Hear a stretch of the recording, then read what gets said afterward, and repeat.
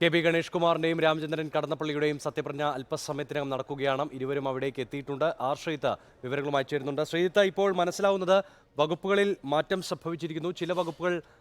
ചില വകുപ്പുകളിൽ വെച്ചുമാറുമെന്നൊരു കാര്യം കൂടി വരുന്നുണ്ട്.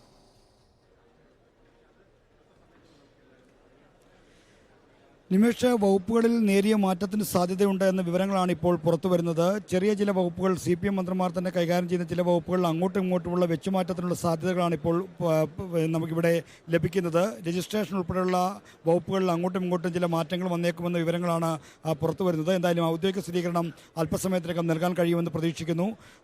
CPM സംസ്ഥാന സെക്രട്ടേറിയറ്റിൽ ഇതുമായി ബന്ധപ്പെട്ട കാര്യമായ ആലോചനകൾ നടന്നില്ലെങ്കിലും അതിനുശേഷം മുഖ്യമന്ത്രിയും CPM സംസ്ഥാന സെക്രട്ടറി MV ഗോവിന്ദനും പ്രത്യേകമായ ചർച്ച നടന്നു. സെക്രട്ടേറിയറ്റ് യോഗത്തിന് ശേഷം ഈ ചർച്ചയിൽ ഉരുത്തിരിഞ്ഞ ധാരണപ്രകാരമുള്ള മാറ്റങ്ങൾക്കാണ് സാധ്യതയെന്നാണ് ഇപ്പോൾ നമുക്ക് ലഭിക്കുന്ന വിവരം.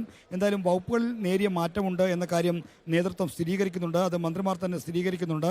എന്നാൽ അത് ഏതൊക്കെയാണെന്ന കാര്യത്തിലാണ് ഇപ്പോൾ അവ്യക്തത തുടരുന്നത്. രജിസ്ട്രേഷൻ അടക്കമുള്ള വകുപ്പുകളുടെ കാര്യത്തിൽ മാറ്റമുണ്ട് എന്ന് പറയുന്നു. എന്തായാലും അല്പസമയത്തിനകം ഇതുമായി ബന്ധപ്പെട്ട സ്ഥിരീകരണം നൽകാൻ കഴിയുമെന്നാണ് പ്രതീക്ഷിക്കുന്നത്. സത്യപ്രതിജ്ഞാ ചടങ്ങുകൾ കൃത്യം 4 മണിക്ക് തന്നെ ആരംഭിക്കും. ഇപ്പോൾ മന്ത്രിമാരെല്ലാവരും എല്ലാവരും തന്നെ മുഖ്യമന്ത്രി പന്തലിലേക്ക് എത്തിക്കഴിഞ്ഞു. മുഖ്യമന്ത്രി രാജ്ഭവൻ വളപ്പിലേക്ക് എത്തിയിട്ടുണ്ട്. അദ്ദേഹം ഈ മെയിൻ ഹാളിലേക്ക് പ്രവേശിച്ചിട്ടില്ല. ഇപ്പോൾ അദ്ദേഹത്തെ ഇങ്ങോട്ടേക്ക് കൊണ്ടുവരുന്നതായി ADGP AMR അജിത് കുമാർ അടക്കമുള്ള ആളുകൾ വന്നു. അതെ, മുഖ്യമന്ത്രി ഇപ്പോൾ ഈ പന്തലിലേക്ക് പ്രവേശിച്ചു കഴിഞ്ഞു. മുഖ്യമന്ത്രി എത്തിയിരിക്കുന്നു. സത്യപ്രതിജ്ഞാ ചടങ്ങുകൾ കൃത്യം 3:55 ആരംഭിക്കും. ഗവർണർ 3:55 ഈ പ്രത്യേക പന്തൽ പ്രവേശിക്കുമെന്നാണ് ഇപ്പോൾ അറിയിച്ചിട്ടുള്ളത്. രാജ്ഭവനിൽ നിന്ന് അത്തരം ക്രമീകരണങ്ങൾ ഉറപ്പുവരുത്തിക്കൊണ്ട് രാജ്ഭവനിലെ ഉദ്യോഗസ്ഥർ ഇപ്പോൾ സത്യപ്രതിജ്ഞ നടക്കുന്ന വേദിയിലേക്ക് എത്തിയിട്ടുണ്ട്. അതിനുശേഷം 3:55 എത്തിക്കഴിഞ്ഞാൽ പിന്നെ ദേശീയഗാനാലാപനമാണ്.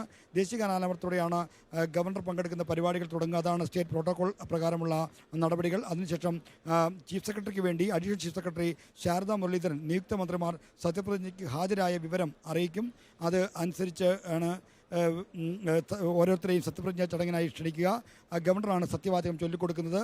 2 തരത്തിലുള്ള പ്രതിജ്ഞയാണ് മന്ത്രിമാരായി അധികാരമേൽക്കുമ്പോൾ എടുക്കേണ്ടത്. ഒന്ന്, മന്ത്രി എന്ന നിലയിൽ സത്യപ്രതിജ്ഞ ചെയ്യുന്നു. മറ്റൊന്ന് ഒഫീഷ്യൽ സീക്രസി, അതായത് ഔദ്യോഗിക രഹസ്യങ്ങൾ പാലിക്കുമെന്നുള്ളൊരു പ്രതിജ്ഞ കൂടി എടുക്കേണ്ടതുണ്ട്. ഈ 2 പ്രതിജ്ഞകളാണ് 2 മന്ത്രിമാരും സത്യപ്രതിജ്ഞാവേളയിൽ നടത്തുന്നത്. അതിനുശേഷം ഈ മന്ത്രിമാരായി ചുമതലയേൽക്കുന്നതിൻ്റെ രാജ്ഭവനിലെ രജിസ്റ്ററിൽ ഒപ്പിടുന്നുണ്ട്. അതും കഴിഞ്ഞിട്ടാണ് ചടങ്ങുകൾ അവസാനിക്കുന്നത്. ഏതാണ്ട് 15 മിനിറ്റോളം പരമാവധി ദൈർഘ്യം വരുന്ന ചടങ്ങുകളാണ് ഉള്ളത്. അതിനുശേഷം ഗവർണർ പുതിയ മന്ത്രിമാർക്ക് ചായ സൽക്കാരം നൽകും. അതും കഴിഞ്ഞായിരിക്കും ഈ മന്ത്രിമാരും മുഖ്യമന്ത്രി അടക്കമുള്ള ആളുകളും രാജ്ഭവനിൽ നിന്ന് പിരിയുന്നത്. മുഖ്യമന്ത്രി പത്നി കമല അടക്കമുള്ള ആളുകൾ ഇപ്പോൾ ഈ പന്തലിലെത്തി. പഴയ മന്ത്രിമാരായ അഹമ്മദ് ദേവർകോവിൽ, ആന്റണി രാജു എന്നിവർ ഇപ്പോൾ മുഖ്യമന്ത്രിയുമായി ഹസ്തദാനം ചെയ്യുന്നതിൻ്റെ ദൃശ്യങ്ങൾ നമുക്ക് ഇവിടെ നിന്ന് കാണാൻ കഴിയുന്നുണ്ട്. മുഖ്യമന്ത്രിയുടെ പത്നിയും ഈ 2 പഴയ മന്ത്രിമാരെയും അഭിവാദ്യം ചെയ്യാനായി വരുന്നത് കാണാമായിരുന്നു. എന്തായാലും മന്ത്രിമാരും തലസ്ഥാനത്തുള്ള MLA-മാരും എല്ലാവരും സത്യപ്രതിജ്ഞാ ചടങ്ങിനായി ഈ പന്തൽ പ്രവേശിച്ചിരിക്കുന്നു. ഇനി ഏതാനും മിനിറ്റുകളുടെ ദൈർഘ്യം മാത്രമാണ് സത്യപ്രതിജ്ഞാ ചടങ്ങിലേക്കുള്ളത്.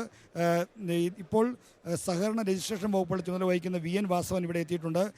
വാസവൻ്റെ വകുപ്പിലാണ് നേരിയ മാറ്റം പ്രതീക്ഷിക്കുന്ന ഒരു വകുപ്പ്. എന്തായാലും ഔദ്യോഗികമായ സ്ഥിരീകരണമായില്ല. ഇത്തരത്തിലുള്ള അഭ്യൂഹങ്ങൾ ശക്തമായി ഇവിടെ പ്രചരിക്കുന്നുണ്ട്.